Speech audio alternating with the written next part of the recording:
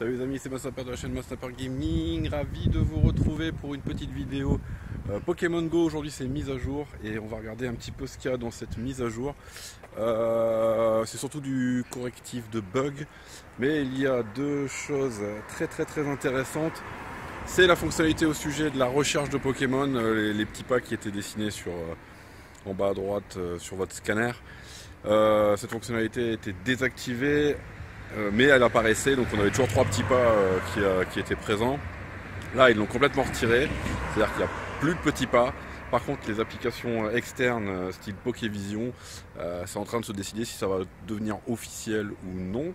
Mais en tout cas, c'est quelque chose qui est en train d'être réfléchi, en train d'évoluer. Donc c'est à suivre de très près. Autre chose, c'est une fonctionnalité qui est plutôt intéressante, c'est par rapport aux favoris et au transfert de Pokémon. Je vous montre ça tout de suite sur mon écran.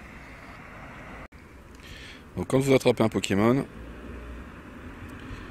hop, vous avez plus en bas transférer. Voilà, après le bout, normalement il y avait un bouton en bas transférer, maintenant on a un petit menu.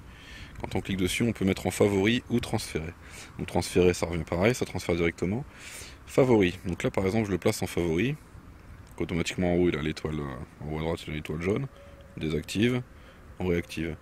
L'important avec le favori c'est que quand vous voulez le transférer, voilà, tu ne peux pas, hop, ça recommence. Tu ne peux pas transférer un Pokémon marqué comme favori. Donc le mode favori ne sert pas seulement à trier les Pokémon,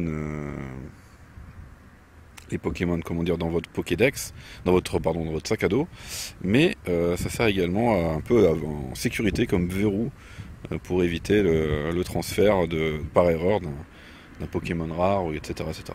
Vous avez compris le principe. Pour rappel, si vous voulez voir le patch note, vous allez dans les mises à jour et vous voyez le contenu de cette dernière mise à jour. Donc trainer, alors les avatars donc les personnages des dresseurs peuvent maintenant être re-customisés. Donc si vous voulez rechanger la coupe de cheveux, etc., vous pouvez, alors qu'avant c'était figé. Les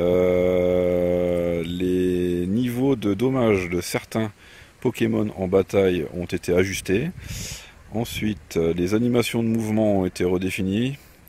Meilleure gestion de la mémoire. Ouais, après c'est surtout du damage calculator, ouais, donc c'est des réajustements et des modifications du contenu et du code en termes de bataille, de dommages, de gestion de la mémoire de votre smartphone, etc.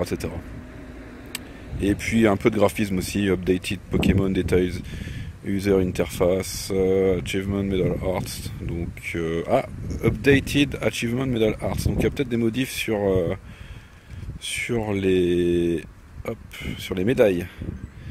Est-ce qu'il y a eu des modifs sur les médailles? Oui, les icônes ont changé.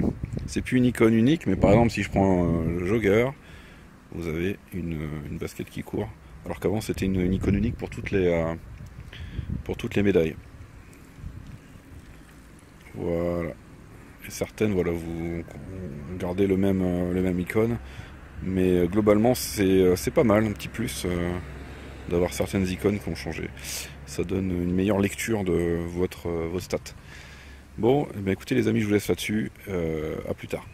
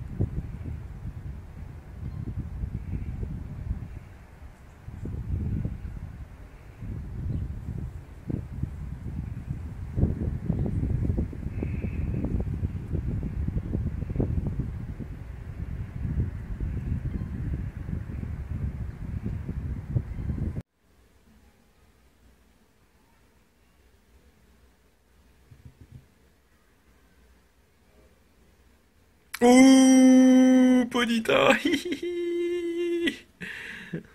Ouais. Je l'avais pas.